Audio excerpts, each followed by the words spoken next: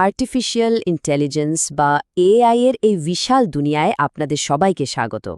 আজ আমরা খুবই মজার একটা জিনিস দেখব, কিভাবে একটা এআইকে সংজ্ঞায়িত করা হয়। ভাবুন তো, ঠিক যেন ওর জন্য একটা জব ডেসক্রিপশন লেখা হচ্ছে। শুনতে একটু অদ্ভুত লাগছে তাই না, যে একটা রোবটের জন্য আবার জব ডেসক্রিপশন কিসের?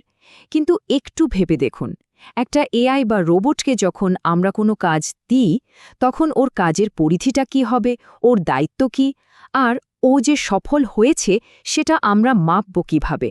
ঠিক এই প্রশ্নগুলোর উত্তরই কিন্তু আজকের আলোচনার মূল বিষয়। আর এই সব প্রশ্নের একটাই সহজ সমাধান আছে, আর সেটা হলো PEAS ফ্রেমওয়ার্ক। এটাকে বলতে পারেন একটা এআই এজেন্টের জীবন বৃত্তান্ত বা জব প্রোফাইল।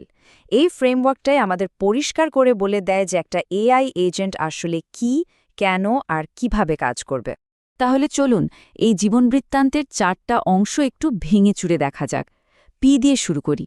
পি মানে হলো পারফরম্যান্স মেজার। সোজা কথায় সাফল্য কিভাবে মাপা হবে, মানে কাজটা ঠিকঠাক হয়েছে কিনা সেটা বোঝার উপায় কি। এরপর আসে ই মানে এনভায়রনমেন্ট। সহজ ভাষায় ওর কাজের জায়গাটা কোথায়। তারপর এ মানে অ্যাকচুয়েটর, মানে কাজটা করার জন্য ওর হাতে কি টুলস বা সরঞ্জাম আছে। আর সবশেষে এস মানে সেন্সর, যার মাধ্যমে ও চারপাশ থেকে তথ্য সংগ্রহ করে। আচ্ছা, থিওরি তো অনেক হলো, চলুন এবার একটা বাস্তব উদাহরণ দিয়ে ব্যাপারটা বোঝা যাক।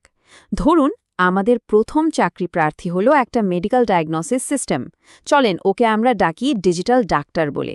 দেখি তো এই ডিজিটাল ডাক্তারের জব প্রোফাইলটা কেমন হতে পারে।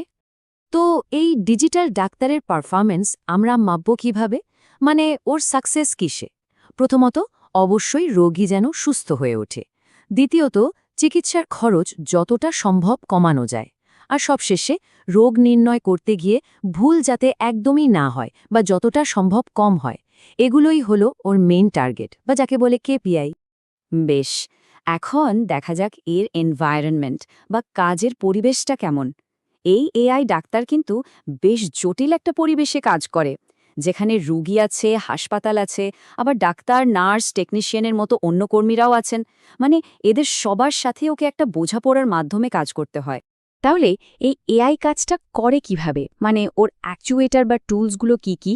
দেখুন, ও কিন্তু স্ক্রিনে রোগ নির্ণয়ের ফলাফলটা দেখাতে পারে, আবার কোন মেডিকেল টেস্ট করানো দরকার সেটা সুপারিশ করতে পারে, এমনকি কী ধরনের চিকিৎসা দরকার সে পরামর্শ দিতে পারে।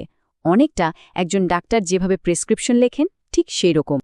আর এই সব গুরুত্বপূর্ণ সিদ্ধান্ত নেয়ার জন্য ওর তথ্য দরকার, তাই না? সেই তথ্যগুলো ও পায় ওর সেন্সর থেকে। যেমন ধরুন, কিবোর্ডের মাধ্যমে কেউ রোগের লক্ষণগুলো ইনপুট দিল, বা রোগীর পুরনো মেডিকেল রেকর্ড, বিভিন্ন ল্যাব টেস্টের রেজাল্ট, এই সবই ওর সেন্সরের জন্য ইনপুট। একজন ডাক্তার ঠিক যেভাবে রোগীর কথা শোনেন বা রিপোর্ট দেখেন, এটাও অনেকটা সেভাবেই কাজ করে। চমৎকার! এবার চলুন আমাদের দ্বিতীয় কেস স্টাডিতে যাই।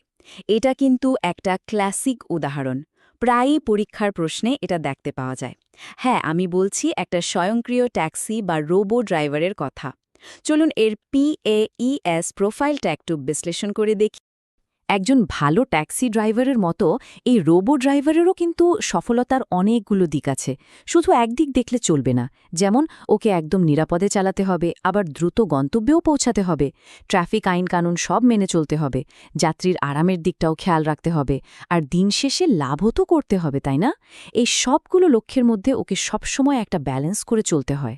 আর এর কাজের পরিবেশ, সেটা তো আরও অনেক বেশি জটিল আর পরিবর্তনশীল। ওকে চলতে হয় ব্যস্ত রাস্তায়, যেখানে সবসময় অন্যান্য গাড়ি, পথচারী, এমনকি মাঝে মাঝে অপ্রত্যাশিত গ্রাহকও থাকে। এই লাগাতার পরিবর্তনশীল পরিবেশের সঙ্গে ওকে কিন্তু প্রতি মুহূর্তে মানিয়ে চলতে হয়।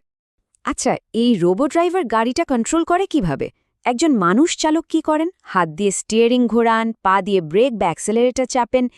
এআই চালকও একদম ঠিক সেই কাজগুলোই করে। ওর অ্যাকচুয়েটরগুলো হলো steering wheel, accelerator, brake, horn, signal light, এই সব কিছু। আর চারপাশের জগৎ সম্পর্কে তথ্য পাওয়ার জন্য ওর কাছে কি আছে, মানে ওর সেন্সরগুলো কি? দেখুন, একজন মানুষ চালক মূলত চোখ আর কানের ওপর নির্ভর করেন, কিন্তু এআই কি ব্যবহার করে? ক্যামেরা, জিপিএস, সোনার, স্পিডোমিটার, এমনকি গাড়ির ভেতরের বিভিন্ন ইঞ্জিন সেন্সরও। বলা যেতে পারে ওর সেন্সরের ক্ষমতার পরিধি কিন্তু মানুষের চেয়ে অনেক অনেক বেশি। এই যে দেখুন, এখানে স্বয়ংক্রিয় ট্যাক্সির পুরো PAS প্রোফাইলটা এক নজরে দেওয়া আছে। পারফরমেন্স, এনভায়রনমেন্ট, অ্যাকচুয়েটার আর সেন্সর সবকিছু। এখান থেকে একটা পরিষ্কার ধারণা পাওয়া যাচ্ছে, তাই না? আর এভাবে সাজিয়ে নিলে জিনিসটা মনে রাখতেও বেশ সুবিধা হয়। তাহলে এই পুরো আলোচনা থেকে আমরা মূল কি শিখলাম? এই PAS ফ্রেমওয়ার্কটাকে ভালোভাবে মনে রাখার জন্য একটা দারুণ বা বলতে পারেন গোল্ডেন ট্রিক আছে। এটা জানলে যে কোনো AI এজেন্টকে বোঝা অনেক সহজ হয়ে যাবে। আর সেই কৌশলটা কি জানেন? খুবই সহজ কিন্তু দারুণ কার্যকর। কৌশলটা হলো সবসময় এজেন্টের দৃষ্টিকোণ থেকে চিন্তা করা। মানে যাকে বানানো হচ্ছে তার চোখে মিটটা দেখতে হবে, ওর জায়গায় নিজেকে বসিয়ে ভাবতে হবে। পিয়াস বোঝা মানে আসলে ওই যন্ত্রটার প্রতি এক ধরনের সহমর্মিতা বা এমপ্যাথি তৈরি করা। সুতরাং পরের বার যখনই কোনো AI সিস্টেমের কথা ভাববেন বা শুনবেন, তখন নিজেকে সহজ 4টা প্রশ্ন করুন। 1. ওর কাছে সফলতার সংজ্ঞা কি? মানে পারফরম্যান্স। 2. ও কোথায় কাজ করে? মানে এনভায়রনমেন্ট। 3. কাজ করার জন্য ওর হাতে কি কি টুলস আছে? মানে অ্যাকচুয়েটর। আর 4. ও তথ্য পায় কিভাবে? মানে সেন্সর। এই 4টা প্রশ্নের উত্তরই কিন্তু পুরো PES ফ্রেমওয়ার্ক। শেষ করার আগে একটা মজার কাজ করা যাক। আচ্ছা, এই PES ফ্রেমওয়ার্ক ব্যবহার করে আমাদের সবার হাতে যে স্মার্টফোনটা আছে বা ধরুন বাড়ির স্মার্ট স্পিকার, সেটার জন্য যদি একটা জব ডেসক্রিপশন লিখতে বলা হয়, তাহলে সেটা কেমন হবে? ভেবে দেখুন তো, ওর পারফরমেন্স কি, এনভায়রনমেন্ট কোনটা, ওর অ্যাকচুয়েটর আর সেন্সরগুলোই বা কি কি? উত্তরটা কিন্তু বেশ মজার হবে, একটু ভেবে দেখলেই বুঝবেন।